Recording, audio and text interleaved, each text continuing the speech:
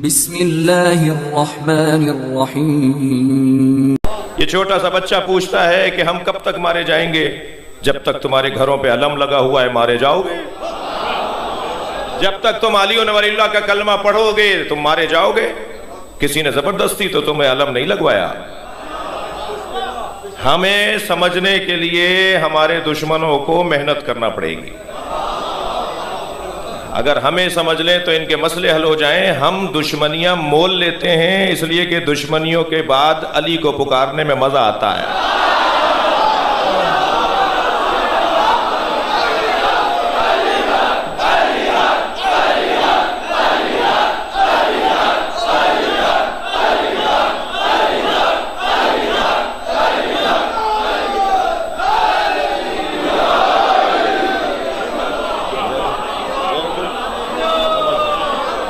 हम परेशानियां मोल लेने वाले लोग हैं। हमें जो मजा इस तकलीफ में आता है वो हमें किसी और तकलीफ में नहीं आता। ये बहुत बेवकूफ साबित हुए हैं हमारे पाकिस्तान में, खुद साख्ता खुद बाफ्ता हमारे दुश्मन। हमारा तो कोई, हम तो किसी को मानते ही नहीं है ना दुश्मन। हमारी दुश्मनी करने के लिए काबिलियत चाहिए जो इनमें नहीं है। हमसे लड़ने के लिए अहलियत चाहिए जो इनमें नहीं है। किरदार के बोने लोग, वो इस काबिल नहीं है कि वो हमारे सामने आके खड़े हों। तो ये तय है कि हम परेशानियां मोल लेते हैं और अपने मयार को ऊंचा करते हैं। मैं इन कमसिन बच्चों से और जवानों से कह रहा हूं कि हर जगह खड़े नहीं हुआ करो, हर जगह नहीं जाया करो, हर एक से हाथ नहीं मिलाया करो। हमारा मयार कुछ और है। हम मज़ारों वाले लोग हैं। अभी भी एक साहिब मज़ार की कब्र पर हम मजलिस पढ़ने आए हैं। हम मज़ारों वाले लोग हैं, मज़ारों के मुखालिफ नहीं हैं। अगर पाकिस्तान में एक साहब कहने लगे जी कोई अल्लाह का वली फलां बुजुर्ग 8, 10, 20, 50 बुजुर्गों के नाम लिए जिनके पास पाकिस्तान हिंदुस्तान में मज़ारात हैं। एक साहब कहने लगे, कोई मेरा नाम लेकर कहने लगे, इससे कोई पूछे कि कोई इनमें से कोई शिया था? ये जितने बुजुर्ग गुजरे हैं इनमें से कोई शिया था? शियों में कोई अल्लाह का वली होता है? मैं उन्हें जवाब देने जा रहा हूं, तुम साबित करो ये सुन्नी थे।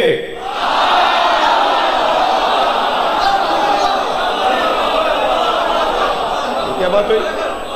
अब मेरी मुश्किल हो गई है मौलाना, क्या करूं कि वो ये मुझसे जरा प्यार बढ़ गया है तो ये देवबंदी भी मुझे मुखातिब कर रहे हैं, बरेलवी भी कर रहे हैं और अपने भी मोहब्बतें कम नहीं कर रहे। तो ठीक है, बात करते हैं। कोई साबित करे ये शहबाज कलंदर सुन्नी थे, शाह लतीफ सुन्नी थे, इमाम बरी सुन्नी थे। ये क्या सुन्नी शिया की बात कर रहे हो जी? कहने लगे साबित करो ये कोई इनमें से कोई शिया था। कायद आज़म मोहम्मद अली जिन्ना से किसी ने पूछा आप सुन्नी या शिया?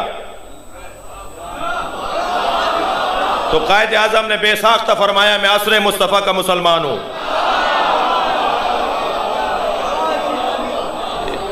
बहस ये नहीं है, बहस ये है कि ये जो तकसीम है ना, देखें ये जो तकसीम हुई है नबी की रहलत के बाद दो तरह के मदरसे बन गए। मदरसा अहले बैत, मदरसा सहाबा। और बच्चों के लिए अर्ज कर रहा हूं, जवानों के लिए अर्ज कर रहा हूं कि कोई शिया नहीं हो सकता जो साहबा किराम का एहतराम ना करता हो। और मगर वो मुसलमान कैसा है जो गैर सहाबियों को सहाबी बोलता हो? ये कैसे मुमकिन है?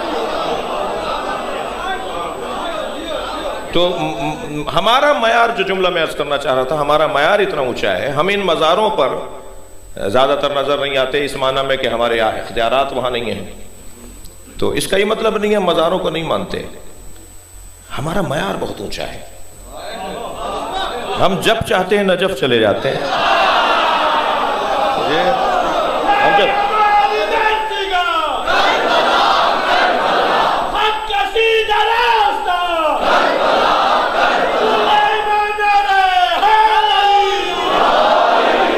हम जब चाहते हैं करबला चले जाते हैं। और अजीज़ान गिरामी, मकाम इन बुजुर्गों का बहुत बुलंद है, मगर ये हैं सब अली के मुरीद। लिहाजा दिल्ली शरीफ है, अजमेर शरीफ है, सेहवन शरीफ है, नजफ अशरफ है। नजफ से बड़ा कोई मकाम नहीं है। जहां औलिया इलाही अपने सर झुकाते हो उसे दरे अली कहा जाता है। इरशाद हो रहा है, खबरदार, दुनिया से जाना तो मुसलमान जाना, मुसलमान मरना बड़ा हुनर है। बहुत से लोगों का माजी बड़ा अच्छा था, मुस्तकबिल बर्बाद हो गया। कल का अच्छा होना मयार नहीं है, आज का अच्छा होना मयार है। कल अल जाने अल्लाह और अल्लाह का बंदा। लिहाजा मैं इस बात का तालिब इल्म हूं, इस बात का कायल हूं कि गुनाहगारों से नफरत नहीं होनी चाहिए। अगर कोई गुनाहगार है, कोई खताकार है, कोई हत्ता लफ्ज कहने जा रहा हूं बदकार है, तो उसे मैं नफरत ना करूं, हम नफरत ना करें। खास तौर पर अगर वो हुसैन से बार बार मिलने आता हो, मजलिस में आके बैठता हो, तो मुझे हक नहीं है कि मैं उसे मजलिस के बाद ऐसे ही गुनाहगार मानूं जैसे मजलिस से पहले था। क्या मालूम उसका अपने मौला से राब्ता हो गया हो। दो सगे भाइयों की लड़ाई में जब तीसरा गैर मुताल्लिक दखलत देता है तो बाज लोग कहते हैं ये सगे भाई हैं, कल मिल लेंगे, तुम बुरे बनोगे। ये गुनाहगार कल अल्लाह से मामला सीधे कर लेगा, मैं कहां खड़ा हूंगा। मुझे वाज जरूर करना चाहिए, नसीहत जरूर करना चाहिए, लेकिन मुझे उससे नफरत, उससे दुश्मनी, उसे धुतकारना नहीं है। और खास तौर पर इस दरवाजे पर तो हमें वैसे ही मोहतात रहना चाहिए। यहां पर कपड़ों की बुनियाद पर ताजीम नहीं होगी, यहां सवारियों की बुनियाद पर एहतराम नहीं होगा। क्या मालूम जिसने महंगे कपड़े पहने हुए हों वो इलाके का यजीद हो, और क्या मालूम जिसके कालर उधड़े हुए हों वो अली का मुरीद और मौलाई हो और अल्लाह का वली हो। लिहाजा दिलों के हाल का मसला है, हमें बहुत सारी चीज़ों में मोहतात रहने की ज़रूरत है। जिंदा रहना, मुसलमान जिंदा रहना बहुत मुश्किल है। कोई पूछे मासूम इमाम ने क्या फरमाया? फरमाया आखिरी ज़माने में अपना दीन बचाना इतना मुश्किल होगा कि जैसे हाथ के हथेली पर अंगारा लेके चलना। वो अंगारा हाथ में लिए जब इंसान चले तो तसव्वुर कीजिए कितना मुस्तरिब और बेचैन होगा। कदम कदम पर दीन हाथ से निकल रहा होता है जी। मेंढक तोलना कितना मुश्किल है जी। एक तराजू में रख दीजिए बाट, दूसरे तराजू में मेंढक रख दीजिए, तुल ही नहीं पाते जी, मेंढक तुल ही नहीं पाएंगे। आखिरी जमाने में दीन को बचाना इससे ज्यादा मुश्किल होगा। ऑफिसों में दीन हाथ से निकल रहा होगा, शाहराहों पे दीन हाथ से निकल रहा होगा, घरों में हाल खराब होगा। इंतहाई भाई, कोरोना से जितने डरे हुए हो इतना दीन के रुखसत होने से डरने की जरूरत है। ये जो वबा है ना, दीन की रुखसती और दीन हाथ से निकलने की वबा, बार बार दीन हाथ से निकलता है, इसकी वैक्सीनेशन को मजलिस अज़ा कहा जाता है।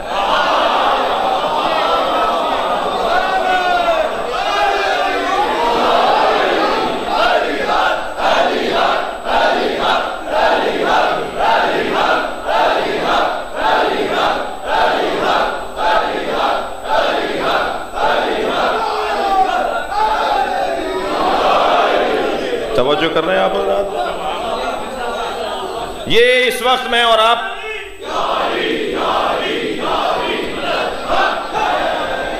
आप इस वक्त हुसैनी शिफा खाने में बैठे,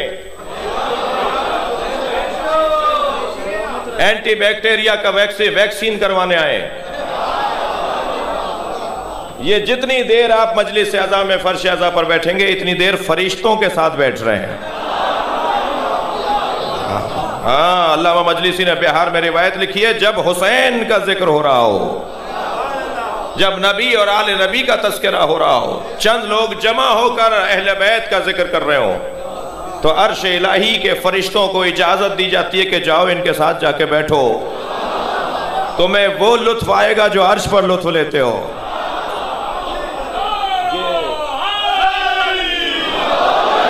और फिर जब मजलिस खत्म हो जाती है और ये वापस जाते हैं तो रह जाने वाले फरिश्ते कहते हैं तुम्हारे अंदर से वो खुशबू आ रही है जो हमारे अंदर भी नहीं है। तो वो बताते हैं हम जमीन पर गए थे जहां नबी और आले नबी का जिक्र हो रहा था। तो वो कहते हैं हमें भी वहां ले जाओ, हम भी खुशबू लेकर आ जाएं। फरिश्ते कहते हैं इन्नहुम मुतफर्रिकून, वो चले गए, खत्म हो गई मजलिस। तो वो रह जाने वाले फरिश्ते कहते हैं उस फर्श से मस होकर आएंगे जहां तुम बैठ कर आए हो।